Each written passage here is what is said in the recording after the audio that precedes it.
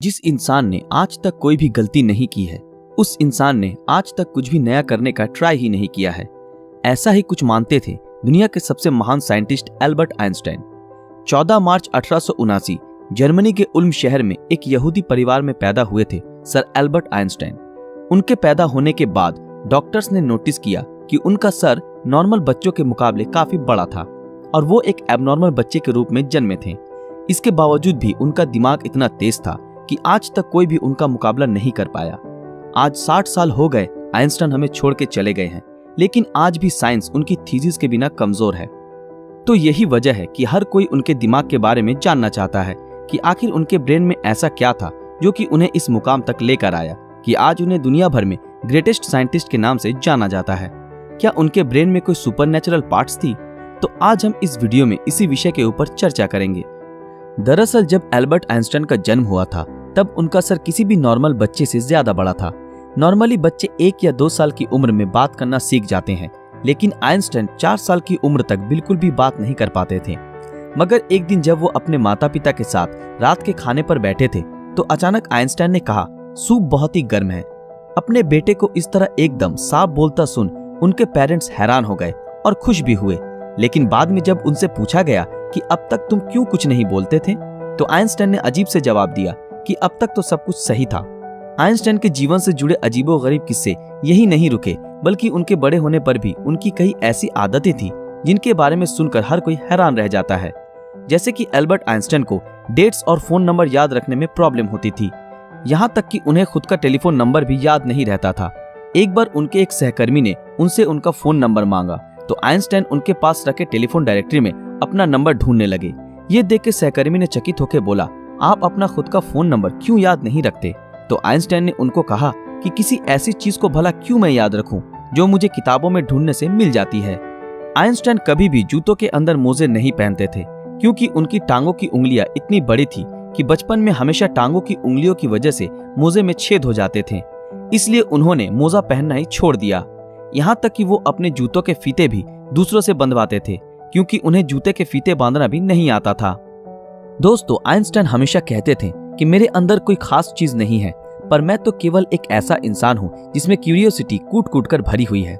लेकिन आपको ये जानकर हैरानी होगी कि आइंस्टाइन हमेशा से इतने बुद्धिमान नहीं थे, बल्कि वो बचपन में पढ़ाई में बहुत ही कमजोर थे। इसलिए बचपन में उनकी गिनती बेवकूफ बच्चों में की जाती थी। उनकी कुछ हरकतों की वजह से उन्हें कुछ लोगों ने तो शारीरिक रूप से विकलांग कहना भी शुरू कर दिया था। खास करके आइंस्टाइन के टीचर भी उन्हें पसंद नहीं करते थे, क्योंकि वो सिर्फ साइंस और मैथ के अलावा हर सब्जेक्ट्स में फेल होते थे और बचपन से ही आइंस्टाइन को किताबी ज्ञान में कोई रुचि नहीं थी।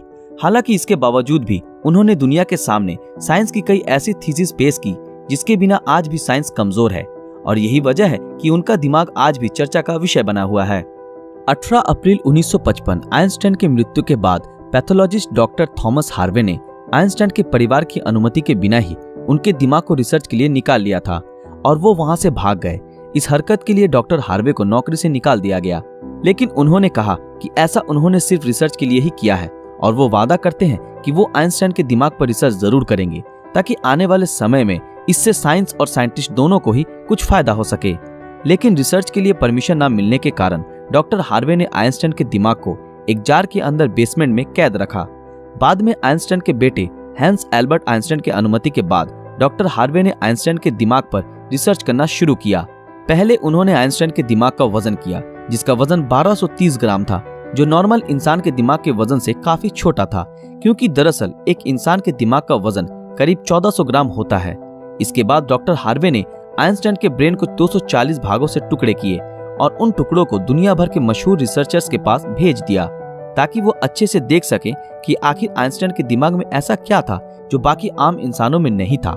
और उसके बाद डॉक्टर हार्वे ने आइंस्टाइन के ब्रेन टिश्यूज के 1000 माइक्रोस्कोपिक स्लाइड्स बनाए, जिससे आइंस्टाइन के दिमाग की अच्छी तरह से जांच हो सके। रिसर्च के दौरान ये पाया गया कि आइंस्टाइन के ब्रेन में आम इंसानों से ज्यादा सेल्स थी। आइंस्टाइन के दिमाग का सेरिब्रल कॉर्टेक्स नाम का हिस्सा एक आम इंसान के दिमाग के मुकाबले काफी अलग था। दरअसल ये सेरिब्रल कॉर्टेक्स दिमाग का एक जरूरी हिस्सा होता है जो सबसे जटिल दिमागी प्रोसेस के लिए मेन फैक्टर होता है, और यही ऐसा हिस्सा होता है जो अजीबोगरीब तरीकों से विकसित होता है।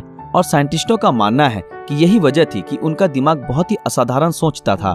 जब साइंटिस्टों ने आइंस्टाइन के ब्रेन को फर्दर एग्जामिन करना शुरू किया तो वो बिल्कुल हैरान रह गए कि उनके ब्रेन में रिंकल पैरिएटल ओपेरिकुलम मिसिंग है, जिसके कारण उनके ब्रेन की पैरिएटल लोब का साइज नॉर्मल ब्रेन से 20% ज्यादा बड़ा था।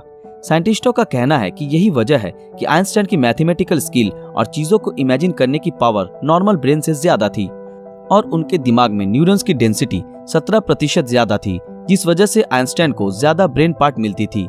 साइंटिस्ट के मुताबिक इसी वजह से आइंस्टाइन का कंसंट्रेशन और दूरदर्शिता औरों से कई ज्यादा था। साइंटिस्ट कहते हैं कि आइंस्टाइन के ब्रेन में ज्यादा फोल्ड थी, जो उनकी इंटेलिजेंसी का और एक कारण था।